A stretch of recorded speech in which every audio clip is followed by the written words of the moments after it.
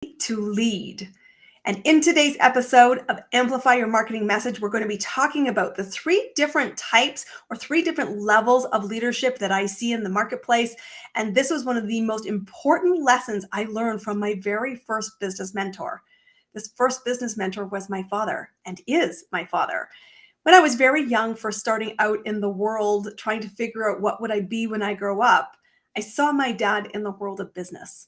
And my dad was a great leader. And he said, all of the education in the world doesn't make you a great leader.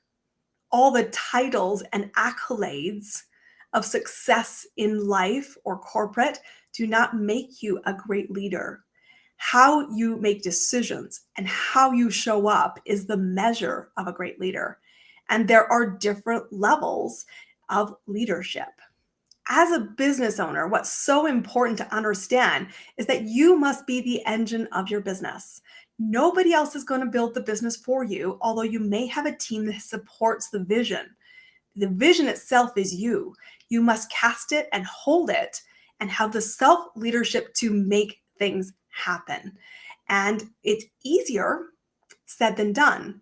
And that is why there are different levels of leadership, because not everyone has the skills, interest, or capability to step up the levels of leadership. However, when you step up to those elite levels of leadership, the risks are higher and so are the rewards. So let me ask you this, audience. What kind of leader do you want to be? What kind of impact do you want to make in the world? What kind of amplification in terms of service and income and results do you want to create with your business? Because here's the roadmap to do it.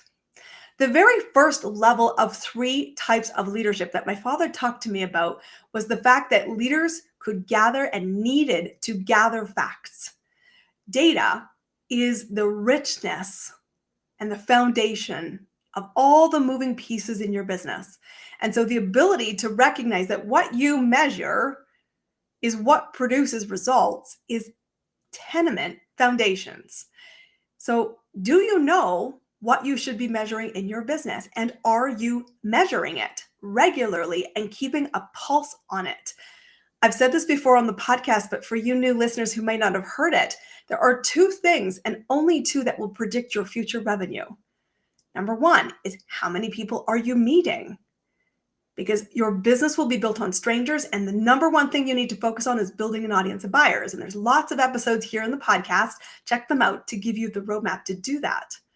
The second most important thing that will predict your revenue is how many offers are you making? This is data. You need to be looking at the nuts and bolts. What are the actions? What are the results? How does the various elements come together? But data is rich. Data is what is valuable. If you ever want to aspire in your business to build a business you can sell, the data is what people will be looking for. What are the moving components? How are they progressing? And they tell a story that is hard to gloss over and misrepresent. So first level leadership is recognizing that you must measure and use data. If you don't know what kind of data you need to be looking at as a business owner, drop me an email. Let's have that conversation, because this is really, really important. It's the first level of leadership you must aspire to get confident around. The second level of three types of leadership that every great business owner needs to curate and cultivate is the ability to interpret the data. And again, this is a step up in the evolution. This is a step up in risk, because if you're not just gathering the facts, but you're going to say, so what? You have a bigger level of influence. You have a bigger level of personal risk if you don't do the job well. And that's why it's a smaller crowd of leaders at this type of level. But the ability to find patterns is paramount. The ability to pull the pieces together of the individual data points to tell a story is key. And I love the concept. You've heard it before. It's in the Business Scale Accelerator Mentorship Program. And standing out in the marketplace requires you to know, so what? It's not enough to just state the fact. You need to interpret the facts. And when you're building your business, the most important thing is that you're looking for the patterns and you're able to communicate the so what. Not only will that attract clients to you, it will help you know when course corrections are needed because you are watching moving pieces. And this is a tip, in case nobody told you, your business should always be in movement. I love movement. You've heard me say it before. Movement is what builds momentum. And so I want you to be thinking about, can you interpret the facts? Are you good at seeing patterns? Are you thinking and slowing down enough in your daily grind that you understand what's really happening? This is key to success. And one of the most important things I will tell you as a business owner myself is I schedule time to go and digest the so what. I look at my data all the time. I'm monitoring what's happening. And myself as a mentor, one of my biggest skills is the ability to help pull the pieces together to help craft, check, validate, and go into movement with so what. If you need some support with that, let's have a conversation. But so we've got our first level of leadership, which is gather facts. We've got our second level of leadership, which is interpreting the facts. What is the third level of 3 types of leadership? I said, as every level up the steps we go, the crowd gets thinner. Well, the third type, the most elite, the most important, this is the type of leadership that is required to have breakthrough, the requirement to have amplification, and to truly actually create profitable, sustainable business growth for your business and mine, is a leader who can not only gather, interpret the facts, but will take decisions and action around what the facts dictate. And I will tell you, as a business owner, there are going to be lots of decisions you take that are not popular, but are important. You are the engine for your business. You need to be the person who self-leads to make course corrections. And there is never going to be enough data. There's never going to be enough certainty in the interpretation for you to think, I have 100% confidence in that decision. Most of us might get close with a lot of experience, but sometimes we are absolutely trusting our gut and just making a decision because there is truth to this. Success likes speed. And the only way to get speed is to make a decision based on what is available in the information, the experience you have and the people around you, and the confidence to say, I'm going to decide and reevaluate, decide and reevaluate, decide and reevaluate. But the decision-making responsibility lies with you as the business owner. You can't outsource that. You can't abdicate it. This is when the rubber hits the road. Always remember that the first person you must lead in your business before anybody will exchange money for your services is self-leadership. And that means getting committed to your vision, getting committed to making the tough calls, getting committed to movement to build momentum. And I think one of the biggest challenges is that we have got a culture around us where we're scared to make decisions.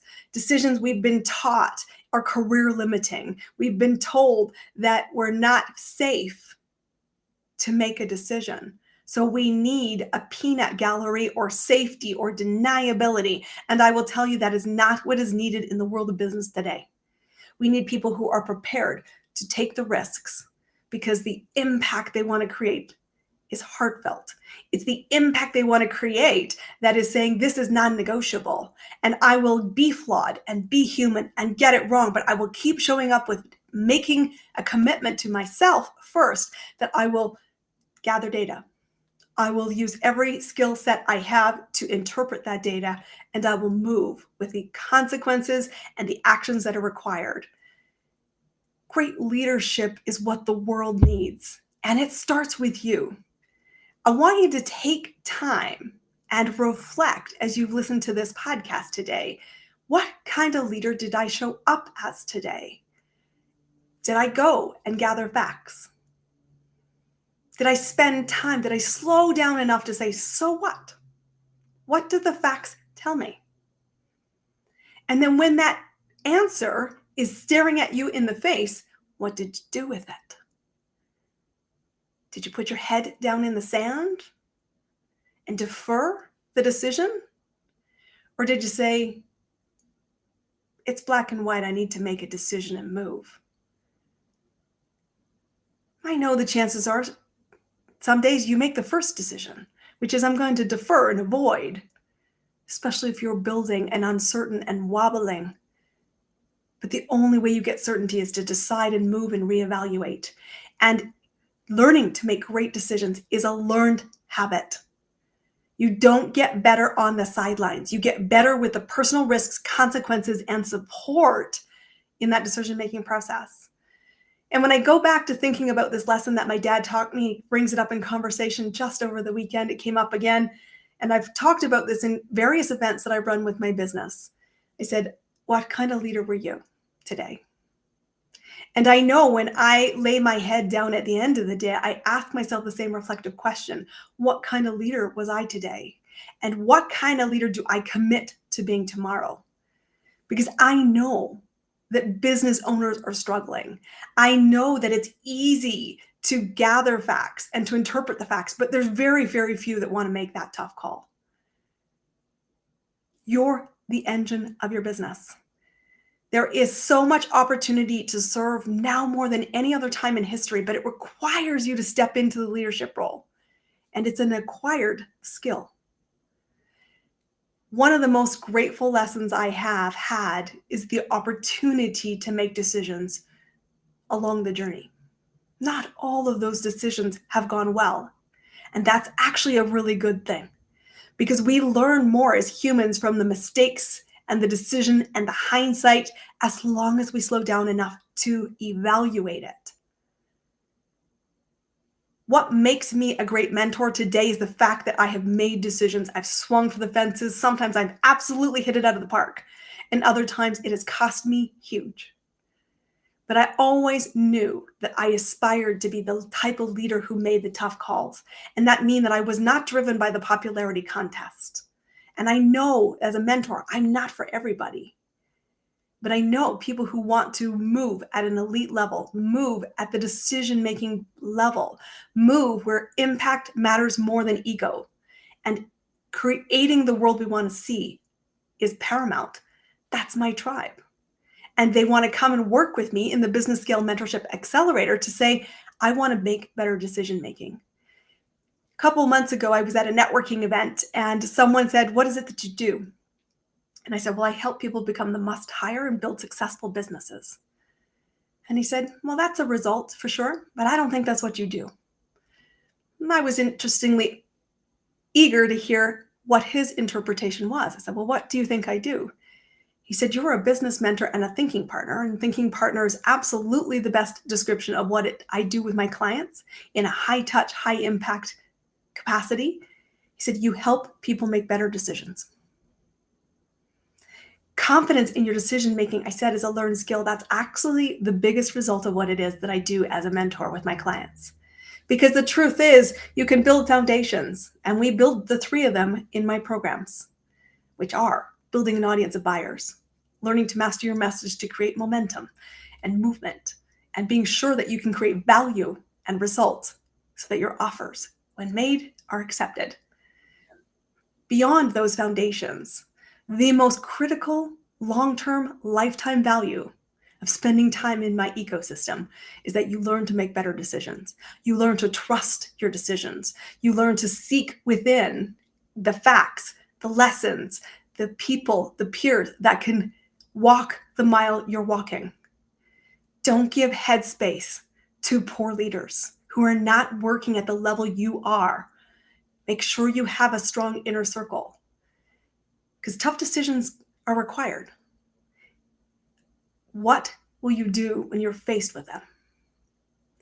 I want to invite you to subscribe to Amplify Your Marketing Message. This is our podcast where we bring you strategies to help you get in front of more people, help you attract clients consistently, help you be that leader who not only people want to be with, but people want to invest with today.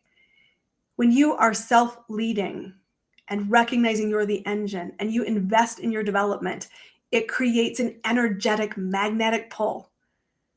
your audience steps up to meet you. That's what I want for you. That's why I put together this podcast. I want to invite you. If you're ready to step up your leadership and you're ready for a thinking partner who can help you make better decisions, somebody with 25 years of experience in marketing, sales, operations, and huge responsibility with people management and bottom line profitability, let's have a conversation. Book a call with me. Let's explore how we might be able to support each other. Perhaps it will be mentorship. Perhaps it will be a resource. Perhaps it will be a great conversation that sparks your next step. The link to book a conversation with me is down below. I said, please subscribe to this episode and share it with a peer.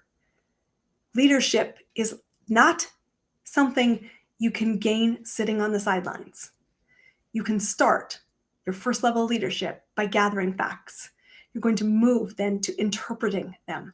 So what? Why does it matter? What is the pattern? What is the consequence? What does it matter? And then I want you to step up to the elite level. Make the decision based on what the facts tell you, even when it's not popular. That truly, when you do that, what do you hear? You hear people say over and over again, your clarity is something I admire. Your values are something I admire.